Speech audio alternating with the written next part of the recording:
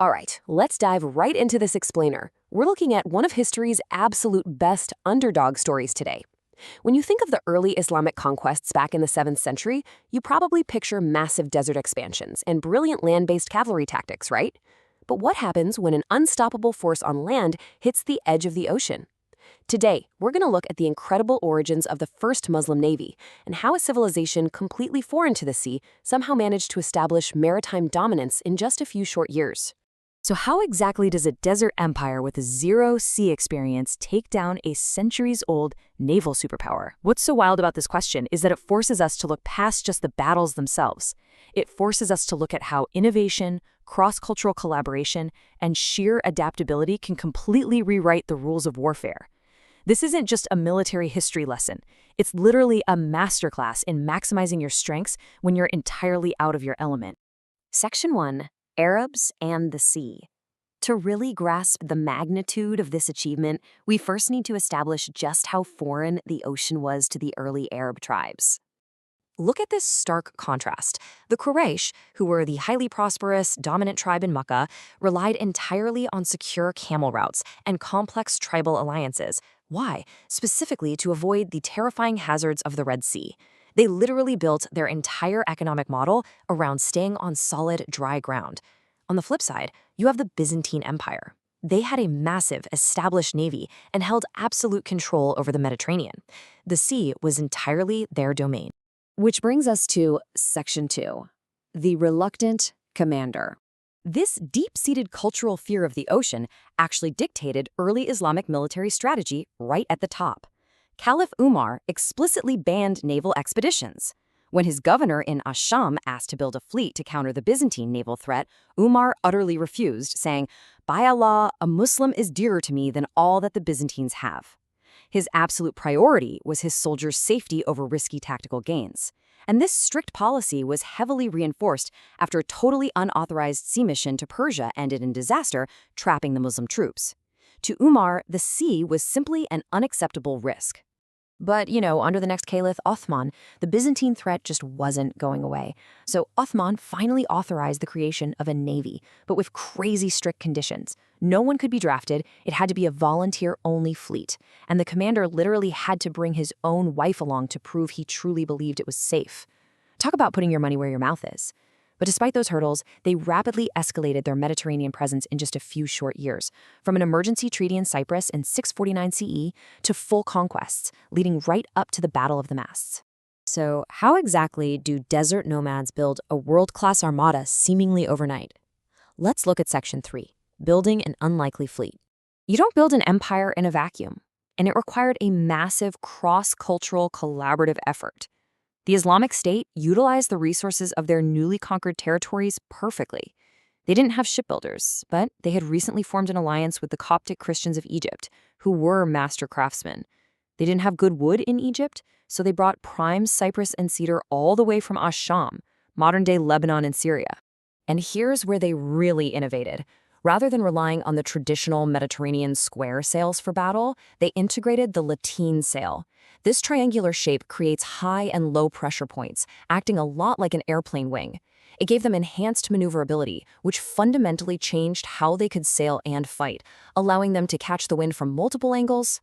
Now, you'll notice we aren't showing any historical drawings or depictions of these commanders. That's actually because it's a long-standing Islamic tradition to not visually depict key religious and historical figures, out of respect, so we're keeping to that rule. But honestly, the historical record of their leadership is absolutely incredible.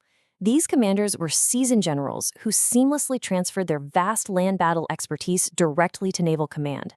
They literally took the tactical framing they used in the desert and applied it straight to the Mediterranean. Plus, these commanders weren't just tactical geniuses. They were highly respected by both friends and foes. This quote about Admiral Abdullah ibn Qais perfectly captures it. A beggar woman noted, "He looked like a merchant, but when I asked him, he gave like a king." Even while operating as a high-level military commander scouting enemy ports, his generosity stood out. It highlights the deeply ingrained values that motivated volunteer sailors to follow these guys into completely uncharted waters. All this rapid expansion and technological development inevitably led to a massive climax. Section 4, Battle of the Masts, also known as Dahat al-Sawari. Picture this. It's 654 CE off the coast of Egypt. The Byzantine Emperor, Constans II, arrives with a staggeringly huge fleet of 600 ships. He outnumbered the Muslim forces nearly 3-1. And, to make matters even worse, the wind was entirely in the Byzantines' favor, putting the Muslims at a severe tactical disadvantage right out of the gate. Now, the Muslim commanders actually offered a truce. Or, alternatively, they said, hey, let's take the fight to the nearby coastline where we're more comfortable. But the Byzantines, they were so confident in their centuries of maritime superiority that they outright refused a land battle. They shouted no on the sea.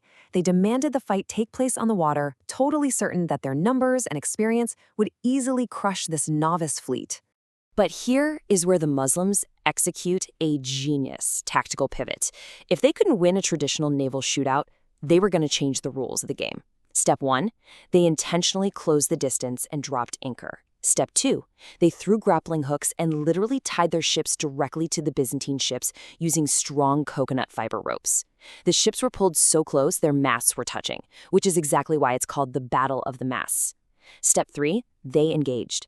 They effectively turned a terrifying sea battle into a giant floating landmass where they could use their unmatched hand-to-hand combat strengths.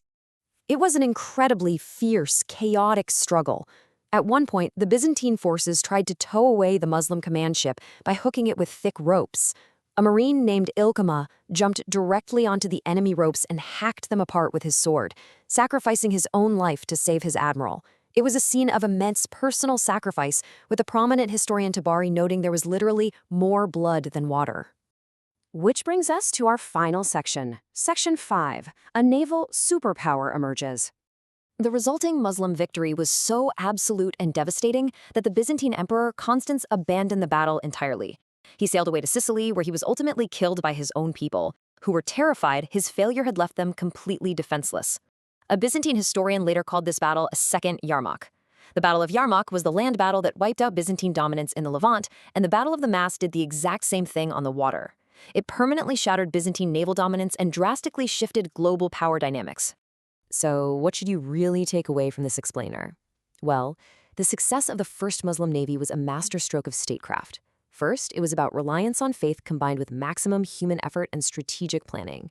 Second, they didn't let pride stop them from using outside expertise, like Egyptian shipbuilders and Syrian resources. And third, they radically adapted their strategies when faced with unfamiliar terrain. True innovation comes from maximizing your unique strengths, even when you're completely out of your element. And finally, I want to leave you with this thought. Just like those early Muslims staring down a fleet of 600 ships on a terrifying ocean, you are going to face environments in your life where you feel totally outmatched. When faced with an unfamiliar battleground, do you retreat, or do you find a way to tie the ships together and change the rules of the game to play to your strengths? Thanks for joining me on this explainer, and I'll catch you on the next one.